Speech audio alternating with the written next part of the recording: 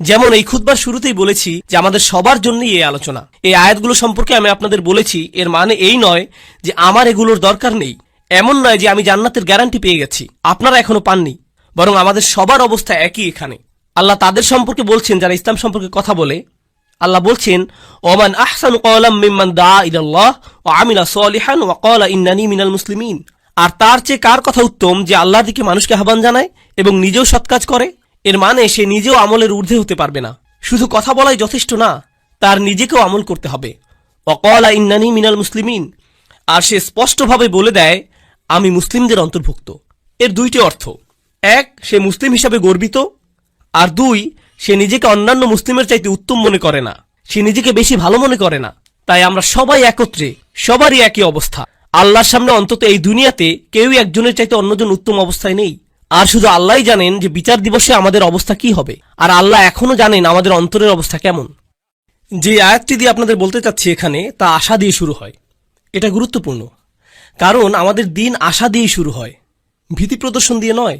এটা সাবধানবাণী দিয়ে শুরু হয় না। যদিও আমার খুতবা তাই দিয়ে শুরু হয়েছিল, কারণ আপনাদের অনেকেই ছোটবেলা থেকে সবচেয়ে বেশি যেটা শুনে বড় হয়েছিলেন তা হচ্ছে ইসলাম ভয় প্রদর্শন দ্বারা পূর্ণ। আমাদের দিনে অনেক ভয় দেখানো হয়েছে, এটা করলে আল্লাহ তোমাকে ধরবে।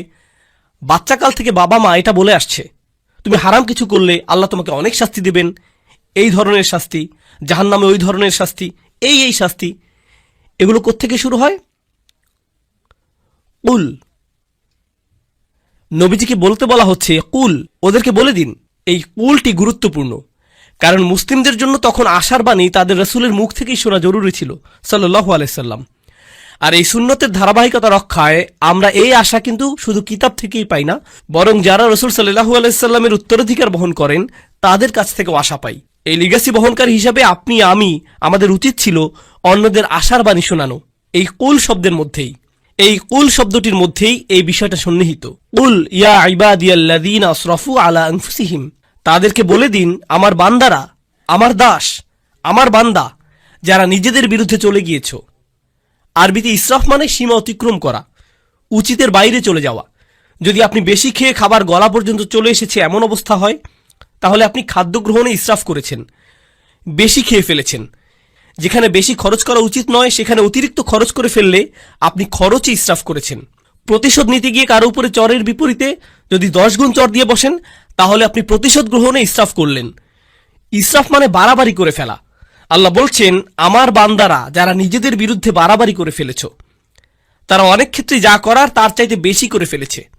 কিন্তু আল্লাহ বলেননি ইসরাফ কোন ক্ষেত্রে, সম্পদের ইসরাফ, নাকি কথাবার্তার ইসরাফ, নাকি গাফলতির ইসরাফ। ইসরাফটা কিসের এখানে, বাড়াবাড়ি কোথায় হয়েছে? আল্লাহ এটা নির্দিষ্ট করেননি, কারণ আমরা অনেক কিছুতেই বাড়াবাড়ি করি। আপনি অতিরিক্ত অলস হতে পারেন, আপনি বাড়াবাড়িভাবে রাগী হতে পারেন, আপনি অতিরিক্ত লোভী হতে পারেন, আপনি অনেক কিছুতেই বাড়াবাড়ি করতে পারেন, অনেক কিছুতে অতিরিক্ত করতে পারেন। আর আল্লাহ বলছেন তোমরা যেই বাড়াবাড়ি করে ফেলেছো নিজেদের বিরুদ্ধে, এটা আরেকটা জিনিস। আল্লাহ কিন্তু বলতে পারতেন ইয়া ইবাদিয়াল্লাযীনা আযলামু, যারা পাপ করেছো, যারা ইরতাকাবু সাইয়্যাতু, পাপ কাজ সংগ্রহ করেছো। না, বরং বললেন আসরাফু আলা আনফুসিহিম। এটা কি ইঙ্গিত দিচ্ছে? ইসরাফ হয় যখন কেউ নিজের জন্য বেশি বেশি চায়, আর নিজের জন্য বেশি চাবার কারণে আপনি ভাবছেন এটার ফলে আপনি বেশি কিছু পাবেন। আর আল্লাহ এই আয়াতের বাস্তবতা বলছেন, তিনি বললেন আসরাফু আলা আনফুসিহিম, তিনি লি আনফুসিহিম বলেননি। তিনি বলেছেন তোমরা নিজেদের বিরুদ্ধে বাড়াবাড়ি করেছো, নিজের জন্য করনি।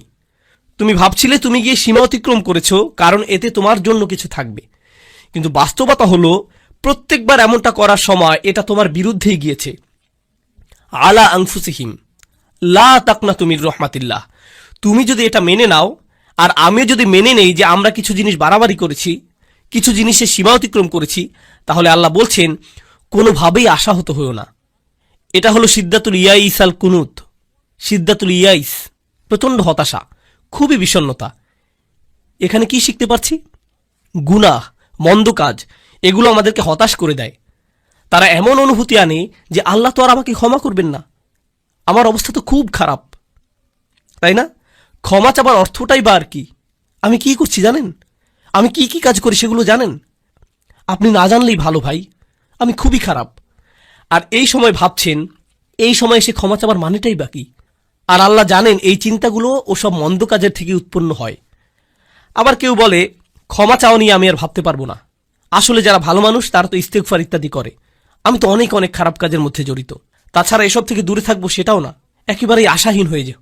তাছাড়া এসব থেকে দূরে থাকবো সেটাও আপাতত হচ্ছে না।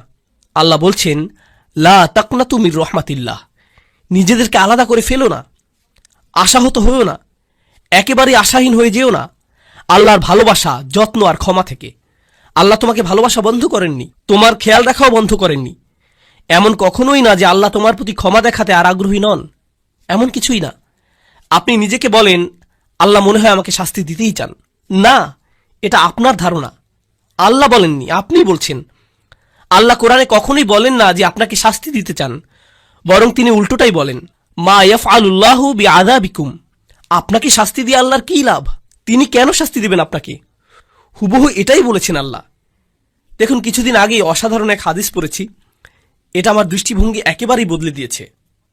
আপনাদেরকে এটা আগেও বলেছি যে আল্লাহ আমাদের সকলের জন্যই জান্নাতে ঘর বানিয়েছেন, প্রত্যেকটি মানুষের জন্যই, মুসলিম বলেন অমুসলিম বলেন সবাই, আমাদের প্রত্যেকের জন্যই জান্নাতে একটি বাড়ি বানানো আছে, আমাদের জন্যই অপেক্ষা করছে। একটি পরিবার অপেক্ষা করছে সেখানে। কেউ কেউ পরিবার বলতে বোঝেন যে তিনি আপনার আর আপনার পরিবারের জন্য জান্নাতের গ্যারান্টি আগেই দিয়ে রেখেছেন। শুধু কিছু মানুষ যেতেই চায় না, কিছু মানুষ জান্নাতেই যেতে চায় না, আর তাই জান্নাতে অনেক খালি বাসা পড়ে থাকবে যখন মানুষজন যাবে।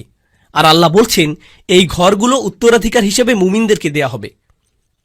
উলাইকা হুমুল ওয়ারিসুন, সেগুলোকে মুমিনদের জন্য উত্তরাধিকার হিসেবে দেয়া হবে, যারা নিজের পরিবার সহ জান্নাতে আনন্দ করতে চায়নি তাদের ঘর। আল্লাহ কোরআনে বলছেন, আল্লাযীনা খাসিরু আনফুসাহুম ওয়া আহলিহিম ইয়াওমাল কিয়ামাহ, যারা নিজেদের আর নিজেদের পরিবারকেও হারিয়ে ফেলেছে বিচার দিবসে। নিজের পরিবারকে কিভাবে বিচার দিবসে হারিয়ে ফেলে? কারণ পরিবার তো অপেক্ষাই করছিল, পরিবার তো জান্নাতেই ছিল, সুন্দর এক জীবন তো ছিল ওখানে। তাই আল্লাহ আযজা ওয়া জাল্লা এই আয়াতে বলছেন, ইন্নাল্লাহা ইয়াগফিরুয যুনুবা জামিআ, দয়া করে খোলা কানে এই আয়াতগুলো শুনুন। রমজানের আর যে কয়দিন বাকি আছে সেগুলোর সুযোগ নিন, নিজেদের জন্য আর আপনার পরিবারের জন্য হলেও। ইন্নাল্লাহা ইয়াগফিরুয যুনুবা জামিআ, আল্লাহ ক্ষমা করে দিবেন সমস্ত গুনাহ, সব একত্রেই। আর এটা কোরআনের একটা মিরাকল। কোরআনের সবচেয়ে বড় উপহারগুলোর একটি এই যে আল্লাহ বলেছেন জুনুব, তিনি সাইয়্যাত বলেননি। কারণ আরবিতে সাইয়্যাত হলো গুনাহ, আর জুনুব তার চাইতে ছোট। আর আল্লাহ বলছেন তিনি ছোটগুলোকেও ঢেকে রাখবেন। আসলে ছোটগুলোর নাকচ করা বড়গুলোকেও অন্তর্ভুক্ত করে ফেলে। যেমন আল্লাহ যদি বলেন, আমি তোমার বড় গুনাহগুলো মাফ করে দেব, এর মানে তিনি ছোট গুনাহগুলো হয়তো বাদ দেবেন। তিনি বলছেন, আমি তোমার ক্ষুদ্রতম গুনাহটিকেও ক্ষমা করব, তোমার আমলনামা এতই পরিষ্কার করে দেব যে তাতে একটুও দাগ থাকবে না, সব কিছু চলে যাবে। জামিআন, সবকিছু একত্রেই। ইন্নাহু হুয়াল গফুরুর রহিম, কোনো সন্দেহ নেই তিনিই একমাত্র যিনি প্রচণ্ডভাবে ক্ষমাশীল, প্রচণ্ড ক্ষমাশীল তিনি। আর তিনি সর্বক্ষণই প্রেমময়ী, সর্বক্ষণই করুণাময়, সর্বক্ষণই যত্নশীল। এটাই ক্ষমার ব্যাপারে প্রথম বার্তা দেবার কথা ছিল। আল্লাহ সবকিছু মাফ করে দিতে প্রস্তুত, আল্লাহ আপনার সবকিছু একেবারে নতুন করে শুরু করতে প্রস্তুত। তবে সেটাই কিন্তু একমাত্র নয়। কেউ এই আয়াত পড়ে ভাবল এটাই আয়াতটির বার্তা। না না না না, দেখুন আমের বা নির্দেশ কিন্তু এখনো চলছে। তাই পরের আয়াতটি পড়ার পদ্ধতি হল, উল ইয়া ইবাদিয়াল্লাযীনা আসরাফু আলা আনফুসিহিম আনিবু ইলা রাব্বিকুম। এটা ঠিক এমনই, এভাবেই বোঝানো হচ্ছে। এর মানে হলো, আমার বান্দারা, এখন যেহেতু জানো যে আমি সব কিছুই ক্ষমা করে দেব, আমার কাছে ফিরে আসো, নিজের মালিকের কাছে ফিরে আসো। এই বার্তার পরের অংশ এটাই। ক্ষমার আলোচনা ওখানেই শেষ হয়নি, তার কাছে ফিরে আসুন। তিনি বলছেন, আমি ক্ষমা করতে প্রস্তুত, কিন্তু আমার ক্ষমা বিনামূল্যে নয়, এটা অর্জন করতে তোমাকে কিছু একটা করতে হবে। আমার কাছে ফিরে আসো। আনিবু ইলা রব্বিকুম, নিজের অন্তর তোমার রবের দিকে ফিরিয়ে দাও, আমার কাছে ফিরে আসো। আনিবু ইলা রব্বিকুম, নিজের অন্তর তোমার রবের দিকে ফিরিয়ে দাও। দেখুন, আরবিতে তওবা আক্ষরিকভাবেও হতে পারে। আল্লাহর দিকে অন্তর ফিরে আসা তওবা হয়, আবার শারীরিকভাবে ফিরে আসাকেও তওবা বলা যেতে পারে। ইনাবা শুধু অন্তরের জন্য। আরবিতে ইনাবা ব্যবহৃত হয় যখন অন্তর আল্লাহর দিকে ফিরে আসে। তাই আল্লাহ বলছেন, তোমার অন্তর কোথায়? কি নিয়ে ব্যস্ত তুমি? কি নিয়ে বিভ্রান্ত তুমি? তোমার মালিকের কাছে ফিরে যাও, তিনি ক্ষমা করতে প্রস্তুত। ওয়াসলিমুলাহু, এরপর তিনি বলছেন, যেহেতু তোমার অন্তর আমাকে দিয়েছ, এখন তোমার সত্তাকেও আমার প্রতি সমর্পণ করো, ইসলামে থাকো, নিজেকে সমর্পণ করো, মান্য করতে প্রস্তুত হও। ওয়া আসলিমুলাহু মিন ক্বাবলু আন ইয়াতিয়াকুমুল আযাব সুম্মা লা তুনসারুন। শাস্তি আসার পূর্বেই এরপর আর সাহায্যপ্রাপ্ত হবে না। এখন আল্লাহ শাস্তির কথা বলেছেন, এমন না যে আয়াতে শাস্তির কথা নেই, আছে, কিন্তু শুরু হয়েছে কি দিয়ে? শুরু হয়েছে উৎসাহ দিয়ে, যে দেখো আমি সব ক্ষমা করতে প্রস্তুত, কোনো শাস্তিই তোমাকে দেয়া হবে না। তুমি যদি চাও তবে আমার কাছে ফিরে আসো, নিজেকে আমার কাছে সমর্পণ করে দেওয়া উচিত তোমার, আর তাড়াতাড়ি করো এটা। এমন ভেবো না যে অনেক সময় হাতে আছে। এমন লোকদের অন্তর্ভুক্ত হয়েও না বিচার দিবসে যাদেরকে বলা হবে তারা বাস্তুম, ভেবেছিলে তোমাদের হাতে অনেক সময় যে দেরি করলেও হবে, তাই না? এটা যেন ফি মানাতা আখারতুম, তুমি বিলম্ব করেছিলে, অনেক সময় আছে আরো, থাকুক, বাদ দাও। এই ধরনের কথাবার্তা, এমন ধরনের লোক হবে না। আল্লাহ বলছেন শুরু করে দাও, মিন কবলি। এই মিনকে বলে মিনা তাজিল, শাস্তি আসার ঠিক আগে আগে। আমি বলছি শাস্তি হতে কিন্তু দেরি নেই, কাছেই। বিচার দিবসের কথা বললে অনেকে মনে করেন বিচার দিবস অনেক দেরি, তাই না? ইন্নাহুম ইয়ারাউনাহুম বাঈদা, তারা মনে করে ওটা হতে অনেক দেরি। অনারাহু করিবা, আল্লাহ বলছেন আমরা দেখেছি যে এটা শীঘ্রই। কিন্তু আমাদের প্রত্যেকে আমরা কখন যাব? আমরা কি ঈদের দিন আদৌ দেখতে পাবো? কে জানে? কে জানে আমরা কবে যাব? কে জানে মৃত্যুর ফেরেশতার কাছে আল্লাহ কি লিখে দিয়েছেন? আমরা পার্কিং লট পর্যন্তও কি যেতে পারবো? কে জানে? আমরা কেউ জানি না। আর আমাদের মৃত্যু হলেই মান মাতা ফাকাদ কামা কিয়ামাহু, যে চলে যায়, যেই মারা যায় তার কিয়ামত শুরু হয়ে যায়। আপনার কিয়ামতের জন্য ইয়ামুল কিয়ামা, পুনরুত্থান দিবসের জন্য অপেক্ষা করতে হবে না। এক সেকেন্ডেরই ব্যাপার এটা। আর ফেরেশতা যখন চলে আসবেন তিনি বলবেন না, ও সরি আপনার 5টা একটা মিটিং আছে না, তাহলে পরে আসছি। এমনটা কিন্তু হবে না। যখন যাবার সময় চলে আসবে যেতেই হবে, কোনো দেরি হবে না। তাই আল্লাহ বলছেন আর দেরি করো না, নিজের অন্তরকে আমার দিকে ফিরিয়ে আনতে আর সমর্পণ করতে বিলম্ব করো না। ওয়া আনিবু ইলা রাব্বিকুম ওয়া আসলিমু লাহু। তাছাড়া আমাদের দিনের সৌন্দর্যটা দেখুন। কেউ যদি খুতবাতে বসে বসে সিদ্ধান্ত নেয় যে সে আল্লাহর দিকে ফিরে আসবে, সে এখনো কিন্তু কিছুই করেনি। সে কিন্তু এখনো তার জীবনধারা সম্পর্কিত কিছুই বদলায়নি। সে এখনো তার আয়ের উৎস নিয়েও কিছু করেনি, কিংবা তার আচরণেও পরিবর্তন আসেনি। সে শুধু অন্তরে নিয়ত করেছে যে সে ভিন্ন মানুষ হয়ে যাবে। আর সে বের হয়ে যাবার সময়, কিংবা সে তার পরিবারের সাথে দেখা করার আগেই আল্লাহ হয়তো তার জীবন নেবার সিদ্ধান্ত নিলেন। সে ক্ষমা পেয়ে যাবে। সে তো পরিষ্কার, সে আল্লাহ দিকে ফিরে এসেছিল, এটাই যথেষ্ট। সুবহানাল্লাহ। আমি একজন লোককে চিনতাম নিউ ইয়র্কের এক মসজিদে, বেশ বড় মসজিদ, ম্যানহাটনের 96 স্ট্রিট, সেখানকার সবচেয়ে বড় মসজিদ। আর এটার সামনেই বিশাল বড় একটা অ্যাপার্টমেন্ট কমপ্লেক্স। সেখানে এক হিন্দু লোক বাস করত। মসজিদটাও সেখানে যুগ যুগ যাবৎ ছিল। সে প্রতিদিন সেই দিক দিয়ে যেত আর শুনত, কারণ তারা মাইকে আজান দিত। তো তিনি আজান শুনতেন, সবসময় সেটা শুনতে পেতেন। 96 বছর বয়স। মসজিদে এসে বললেন আমি মুসলিম হতে প্রস্তুত।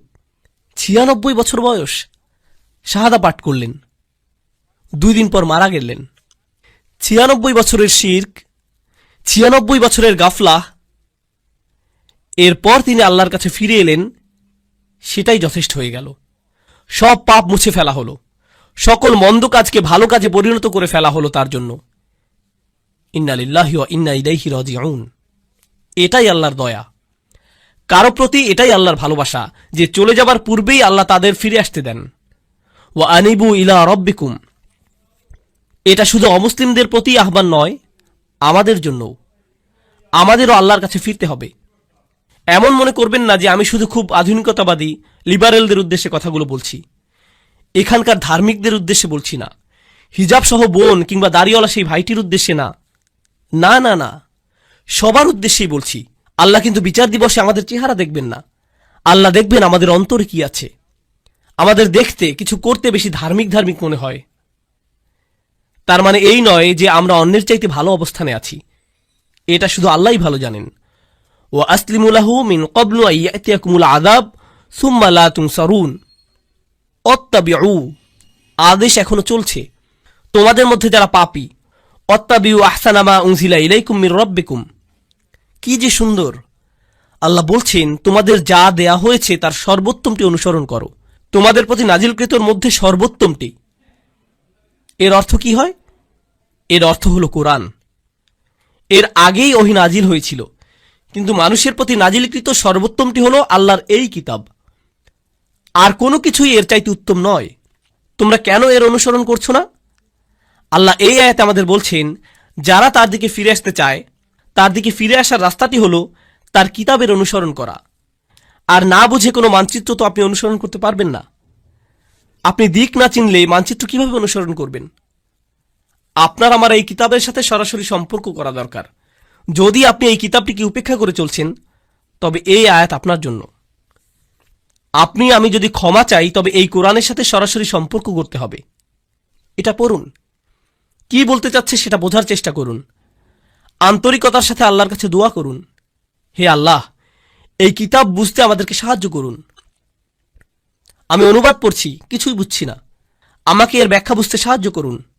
আপনি কি বলতে চাচ্ছেন আমাকে বলুন। ইয়া আল্লাহ, আরবি শিখা আমার জন্য সহজ করে দিন, যেন আমি আপনার কিতাবের সাথে সম্পর্ক করতে পারি। আল্লাহ আপনার জন্য সহজ করে দিবেন। তিনি করবেন না এমন হবে না। সমস্ত মানব জাতির প্রতি এটা খোলা দাওয়াত। তিনি বলেছেন তিনি সহজ করে দিবেন। আমি তো এটা আপনার জন্য সহজ করে দিতে পারবো না, আল্লাহ পারবেন। ওয়ালাকাদ ইয়াসসারনাল কুরআনা লিযিকরি, তিনি বলছেন আমরা তো কোরআন সহজ করে দিয়েছি। তিনি বলেননি লিল আরব। তিনি শুধু আরবদের জন্য সহজ করে দেননি, বরং পুরো মানব জাতির জন্য সহজ করেছেন। এটাই তার ওয়াদা। তাই তাকে কিছু আন্তরিকতা দেখান, নিজের পক্ষ থেকে কিছু প্রেরণা দেখান যে আপনি প্রস্তুত, যে আমিও ফিরে যেতে চাই। আপনি দেখতে পাবেন দরজা তার থেকেই খুলে আসছে। অত্তাবিউ আহসানা মা উনজিলা ইলাইক মির রাব্বিকুম, যা পাঠানো হয়েছে তার সর্বোত্তম অনুসরণ করো। অর্থাৎ এই কিতাবের চাইতে উত্তম বার্তা, উত্তম উপদেশ তো কখনোই তোমরা পেতে পারতে না। কোন মুসলিমের এই কিতাবের সাথে সরাসরি সম্পর্ক থাকা মানে উপদেশ পাবার জন্য সবসময় কেউ না কেউ থাকা, তার অন্তরকে শান্ত করার জন্য কেউ না কেউ সবসময় আছে। আপনি কোরআনের যে কোনো পৃষ্ঠা খুলে পড়া শুরু করুন, শান্তি আর সুখ পাবেন। আপনি খুশুখুজুর সাথে সালাত আদায় করুন আর আল্লাহর কথাগুলো তিলাওয়াত করুন, এমন সমাধান পেয়ে যাবেন যেটা কল্পনাও করেননি। আল্লাহর কথার মাধ্যমেই সেটা চলে আসবে আপনার কাছে। কোরআন অসীম, সর্বক্ষণ প্রাসঙ্গিক। এটা এমন একটা কিতাব যেটা সর্বকালে উপযুক্ত, আক্ষরিকভাবেই। কলেজে থাকতে আমি এক বন্ধুর সাথে এই এক্সপেরিমেন্ট করেছিলাম। তাকে বললাম, বন্ধু, সবাই তো বলে কোরআন হেদায়েত, চলো একটা এক্সপেরিমেন্ট করি। প্রত্যেকবার আমাদের কোনো সমস্যা হলেই চলো কোরআনের কোনো একটা পৃষ্ঠা খুলে পড়া শুরু করি, দেখি কোনো সমাধান পাই কিনা। আমরা এমন 2-3 মাস যাবত করলাম, আর সুবহানাল্লাহ, আমরা প্রতিদিন মেলাতাম। আমি এটা পেয়েছি, এই সমস্যা হয়েছিল, আর এই আয়াত পেয়েছি, আর আমি এটা খুঁজছিলামও না, শুধু কোরআন পড়ছিলাম আর সেটা চলে এলো। এটাই আমার জন্য আল্লাহর সমাধান। দেখলেন, আমার জন্য আল্লাহর উপদেশ এটা। সুবহানাল্লাহ, কি অসাধারণ ব্যাপার! এমনই তো হবার কথা ছিল। আমাদেরকে দেয়ার এর চাইতে উত্তম আর সুন্দর জিনিস আর কি হতে পারে, তাই না? এরপর আল্লাহ বলছেন, অত্তাবিউ আহসানা মা উনজিলা ইলাইক মির রাব্বিকুম মিন ক্বাবলি আন ইয়াতিয়াকুমুল আযাবু বাগতাতান ওয়া আনতুম লা তাশউরুন। শাস্তি তোমার উপর আসার আগেই, হঠাৎ করে, তুমি কিছু বোঝার আগেই। অন্য কথায়, যারা আল্লাহর কথাগুলো জানে এরপরেও আল্লাহর দিকে ফিরে আসার চিন্তা করে না, তাদের শাস্তি তো আসবেই। কারণ আল্লাহ তো তাদের রাস্তা দেখিয়েছেন। দেখো, আমি তোমাদেরকে ক্ষমা করতে চাই, এই যে নাও কিতাব, নাও এটা। আপনি যদি না নেন তবে আল্লাহকে এরপর দোষ দিতে পারবেন না। তাই পরের আয়াতগুলো হলো যাদের ক্ষমা নিয়ে ভুল ধারণা আছে তাদের সম্পর্কে। এটাই হলো ক্ষমার আসল বুঝ। এই রাস্তাতে আপনার যাবার কথা। আল্লাহ ক্ষমা করতে প্রস্তুত আছেন, যদি আপনি পিছনে ফিরে আপনার বাড়াবাড়ির জীবন, গুনাহের জীবন ছেড়ে চলে আসতে চান তার কাছে। আর যদি ওহির মধ্যে সর্বোত্তম ওহির অনুসরণ করতে চান, যদি তা করতে চান, তাহলে ক্ষমার দরজা খোলা আছে। তবে আপনি আশায় পরিপূর্ণ থাকবার কথা। আল্লাহ আমাদের সবাইকে ক্ষমার যোগ্য বানিয়ে দিন। এরপর অন্যদিকে যখন হঠাৎ করে শাস্তি চলে আসে, আচ্ছা দেখুন, এগুলো সবকিছুই কিন্তু বহু বচনে ছিল, আয়াতটি ছিল বহু বচনে। এর মানে কি জানেন? যে পুরো সমাজকে বলা হচ্ছে যেন ঠিক হয়ে যায়, যে আমাদের একে অন্যকে আল্লাহর নিকটবর্তী হবার ব্যাপারে উৎসাহ দেবার কথা, আমাদের একে অপরকে পেছনে ফেলে আসার কথা না। কিন্তু একটি দিন আসছে যখন সেই দিন আসবে কোনো সমাজ তখন থাকবে না, আমরা সবাই সেদিন একা হব, সবাই বলবো নফসি নফসি, আমি নিজে আমি নিজে। সেদিন কোনো একত্রিত পরিবার থাকবে না। দেখুন, আমরা পরিবার সহ বেড়াতে যাই, সবাই মিলে একত্রে গাড়িতে উঠি, সবাই একসাথে যাই, কিন্তু সেই সফরে সবাই একাই ভ্রমণ করবে, আপনি আপনার পরিবারের সাথে থাকবেন না, এমনটা আর হবে না। আর সেই দিনে এখন আয়াতগুলো সব এক বচনে, তাই সে বলছে আন তাকুলা নাফসুন ইয়া হাসরাতা আলা মা ফাররাততা ফি জামবিল্লাহ ওয়া ইন কুনতু লামিনাস সাখিরিন। এই আয়াতগুলো এতটাই প্রাসঙ্গিক, আল্লাহে আমি অনেক ইমেইল পাই যাদের এমন কোনো সমস্যা, আমি তো অবাক, ১,৫০০ বছর পরেও সমস্যাগুলো বদলে যায়নি। সেদিন এমন লোকও থাকবে যারা বলবে, হে আল্লাহ, ইয়া হাসরাতা শেষের আটি ইয়াতেও রূপান্তরিত হতে পারল না, কারণ ইয়া মুস্কি হাসির কাছাকাছি। লোকটি তার কারাহা, তার হুজুনের জন্য ইয়া উচ্চারণ করতে পারছে না। হায় হায়, কি অনুশোচনা আমার, এ কি করে ফেললাম আমি। এমনটাই সে বলছে, ইয়া হাসরাতা আলা মা ফাররাতু ফি জামবিল্লাহ, যে আমার থেকে যা আশা করা হয়েছিল তার চাইতে অনেক কম করে ফেলেছি। আল্লাহর উপস্থিতিতেই, আল্লাহর সান্নিধ্যেই। আপনাদেরকে বুঝিয়ে বলার চেষ্টা করছি এখানে কি বলছে। আল্লাহ শুরুতে বলেছিলেন, তোমরা শুধু বাড়াবাড়ি করো, তোমরা সীমা অতিক্রম করো শুধু, আর শুধুমাত্র সেসব জিনিসই তোমরা ছাড়াছাড়ি করো যেগুলো আল্লাহ চান যে তোমরা করো। এটাকে বলে তাফরিদ, প্রত্যাশা থেকে কম করা। আর ওই লোকটি, আয় হায়, আমি প্রত্যাশা থেকে কম করে ফেলেছি, ঠিক আল্লাহর সংস্রবে থেকেই। আর আল্লাহর সংস্রব মানে কি? ফি জামবিল্লাহ। কুরআন বলছে ওয়াসাহিবিহি বিল জাম্ব, যে আপনার পাশেই বসে আছে। জাম্ব মানে আল্লাহর ঠিক সাথেই। আপনি মসজিদের কাছেই থাকতেন, আপনি মুসলিমদের পাশেই বসে আল্লাহর কিতাব থেকে উপদেশ শুনতেন, আপনি কোরআনের তেলাওয়াতও শুনতে পেতেন, আপনার পরিবারের লোকেরা আপনাকে নসিহত দেওয়ার চেষ্টা করত, আর সবাই আপনাকে এভাবে আল্লাহ সংস্রব দিত। আল্লাহর সংস্রব মানে প্রথমত আল্লাহ নিজেই নিকটবর্তী, ফাইন্নী করিব। দ্বিতীয়ত যারা আপনাকে আল্লাহ স্মরণ করিয়ে দিত তাদেরকে দূরে ঠেলে দিতেন। আরে যা করছি যাও তো, আরে যা করছি করতে দাও তো, আমি কি করব তোমাকে বলতে হবে না, উপদেশ দেওয়া বন্ধ করো, আমার দরকার নেই উপদেশের, আমি ঠিক আছি, ভালোই আছি, আমার বাণী শোনার দরকার নেই এখন। লোকটি বলছে, হায় হায়, কি করলাম আমি কিভাবে শৈথল্য করলাম, আমি সহজেই উতরে যেতে পারতাম। এরপর সে কারণ দর্শাচ্ছে। তরুণ ভাইয়েরা, দয়া করে শুনুন, সে কারণ দিচ্ছে কেন সে শৈথিল্যতা করেছিল। সে বলছে, ওয়াইন কুনতা লামিনাস সাখিরিন, আমি ঠাট্টা বিদ্রুপকারীদের মধ্যে অন্তর্ভুক্ত ছিলাম, আমি এই সব কিছুকে কৌতুক মনে করেছিলাম, আমি এই সব কিছুকে হাওয়ায় উড়িয়ে দিতাম। ধুর, নসিহতের প্রতি এমনই আচরণ করতাম, আক্ষরিকভাবেই। সাখির, আমি পাত্তাই দিতাম না। অনেক মানুষ আছে না আল্লাহর ক্ষমার উপর ভরসা হারিয়ে ফেলে। এই আয়াত তার পরের ধাপ বলছে, এটা যারা ক্ষমাকে পাত্তাই দেয় না তাদের কথা বলছে। তারা মনে করে এইসব মজা, কিসের জন্য ক্ষমা, ও বিচার দিবস, আচ্ছা, এটাকে তারা গুরুত্বই দিত না। এখন এই লোক বিচার দিবসে দাঁড়িয়ে চিৎকার করছে, হে আল্লাহ, কিভাবে আমি এটাকে পাত্তা না দিয়ে থাকলাম, এটাকে কেন কৌতুক মনে করলাম। এরপর দ্বিতীয় ধরনের লোক, আও তাকুলা লাউ আন্নাল্লাহ হাদানি, দ্বিতীয় ধরনের লোক বলছে, ইস, যদি আল্লাহ আমাকে হিদায়ত দিতেন, এটা আল্লাহর দোষ, তিনি যদি আমাকে হিদায়ত দিতেন তাহলে লাকুনতা মিনাল মুত্তাকিন, তাহলে আমি মুত্তাকিদের অন্তর্ভুক্ত হতাম। আল্লাহ সিদ্ধান্ত নিয়েছিলেন যে আমি বিদ্রুপকারী হব, আল্লাহরই সিদ্ধান্ত যে আমি নামাজ পড়িনি, আল্লাহ ঠিক করেছিলেন যে আমি অলস থাকব, তিনি ঠিক করেছিলেন আমি বদরাগী হব। এটা তো আমার দোষ না, এটা আল্লাহর দোষ। এটাও সে বিচার দিবসে বলছে। সে এই দুনিয়াতে মিথ্যুক ছিল, আখিরাতেও মিথ্যুক। তুমি আল্লাহর উপরে চাপিয়ে দিচ্ছ, হ্যাঁ, যেন সব দোষ তারই, যেন তারই সব দোষ, যেন তোমার কোনোই দোষ নেই। সুবহানাল্লাহ, এটা তো অন্য কারোর জন্য করো না। কেউ রাস্তায় তোমাকে আটকে দিল, আল্লাহর দোষ। এই লোক, সে তো গাড়ি চালাতেই জানে না, দেখে চালাতে পারে না, তাকে ফাইন করা উচিত। তাকে কেন দোষ দিচ্ছ? নিজেকে তো দোষ দাও না, তাই না? আপনি কোনো গ্রোসারি দোকানে গেলেন, ক্যাশ রেজিস্টারে গিয়ে টাকা পরিশোধ করছেন, এখন সেই লোক টাকা ফেরত দিল না, 10 টাকা ফেরত পাবেন আপনি, সেটা সে দিল না। এই যে আমার 10 টাকা কই? সে বলল, এটা তো আল্লাহর দোষ, আল্লাহ ঠিক করেছেন আপনি টাকাটা পাবেন না। কি বলছেন আপনি? আমার 10 টাকা ফেরত দিন। অন্য মানুষদের কাজে তাদেরকে দোষ দিতে আপনি ঠিকই জানেন, কিন্তু যখন নিজের বিষয় আসে তখন বলেন, না না না, আল্লাহ সিদ্ধান্ত করেছেন যে আমি মন্দ কাজ করব। আসলেই মুনাফিক। এভাবেই চলবেন আপনি? এই অজুহাতের পেছনেই লুকাবেন আপনি? এই কথা বিচার দিবসেও বলছেন? আমি তো মুত্তাকিই হতাম যদি আল্লাহ হেদায়েত দিতেন। তিনি আমার গোমরাহির সিদ্ধান্ত নিয়েছেন, পুরোটাই আমার তাকদীর। আও তাকুল হিনা তারাল আযাব লাউ আন্না লি কাররাতান। এরপর যখন সে শাস্তি দেখতে পেল, বলল, আচ্ছা আচ্ছা আচ্ছা ঠিক আছে, আসলে আমারই দোষ, আমি মানছি। যখন সে শাস্তি দেখতে পেল, আমাকে আরেকটি সুযোগ দিন।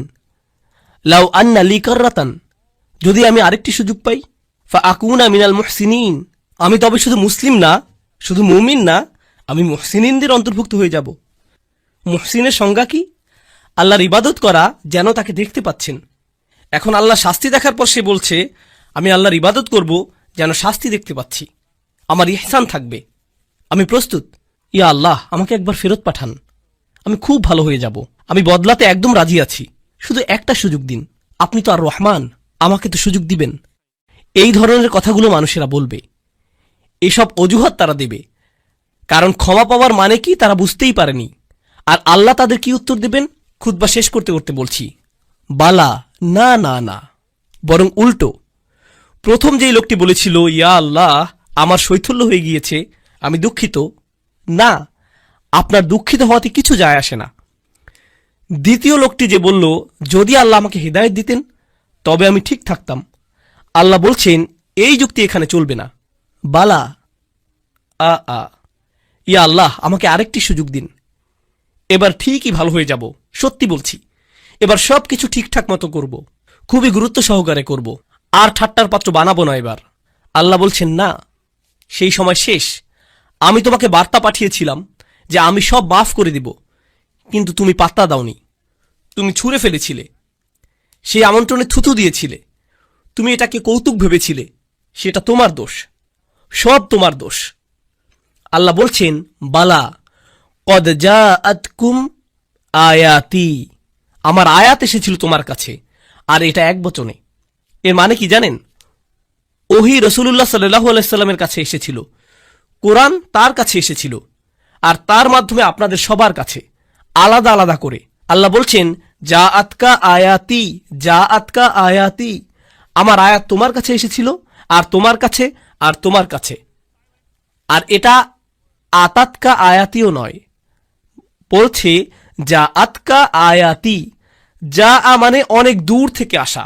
আমি সপ্ত আসমান থেকে কোরআন পাঠিয়েছিলাম, অগণিত ফেরেশতা সহ পাঠিয়েছিলাম আল্লাহর শেষ রসুল সাল্লাল্লাহু আলাইহি সাল্লামের কাছে। তিনি রক্তাক্ত হয়েছিলেন যেন তুমি একদিন কোরআন পড়তে পারো, আমরা যেন কোরআন তেলাওয়াত করতে পারি, এজন্য মানুষ জীবন দিয়েছে, মানুষ জীবন বিকিয়ে দিয়েছে, যেন একদিন মানুষ লা ইলাহা ইল্লাল্লাহ বলতে পারে, যেন একদিন কিতাবটি খুলে ফাতিহা পড়তে পারি।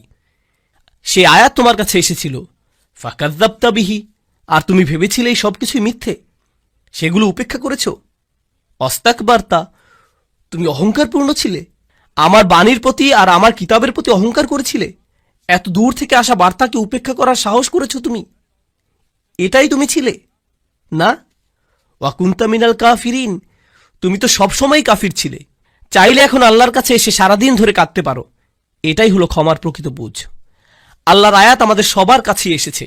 এই মাসে আমরা ওহী আগমন উদযাপন করি, এই মাসেই আমরা বলতে পারি, ইয়া আল্লাহ, আপনার আয়াত এসেছে আমার কাছে, আমাদের সবার কাছে আপনার আয়াত এসেছে, আর আমরা এগুলোর প্রতি অহংকারী হব না, আমরা এগুলো উপেক্ষা করব না, আমরা গুরুত্ব সহকারে নেব সেগুলো। কোরআনের সাথে আপনার সম্পর্ক এই মাসেই ঠিক করুন, যেন মাস শেষ হবার পরেও সেটা চালিয়ে যেতে পারেন, সেসব মানুষদের অন্তর্ভুক্ত হন।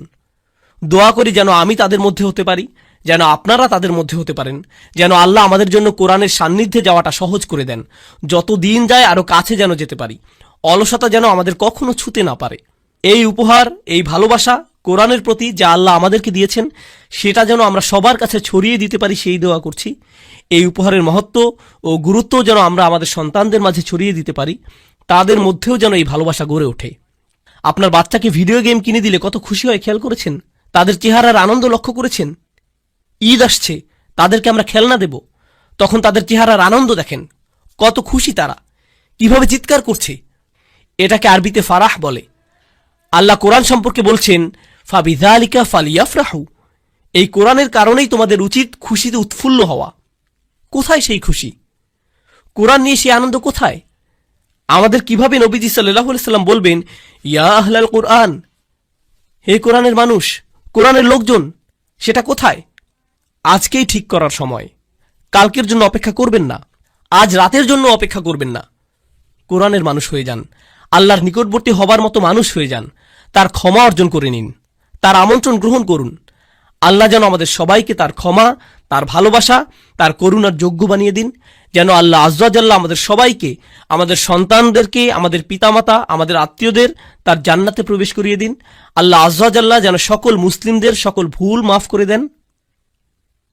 আল্লাহ আয্যা জাল্লা যেন সমস্ত রোজা, সকল ইবাদত কবুল করে নেন, এমনকি যেগুলো ভুলে ভরা, অলসতায় ভরা সেগুলোও। আল্লাহ যেন আমাদের সবাইকে তেমন বানিয়ে দিন। বিচার দিবসে তার ছায়ার নিচে দাঁড়ানোর তৌফিক দিন।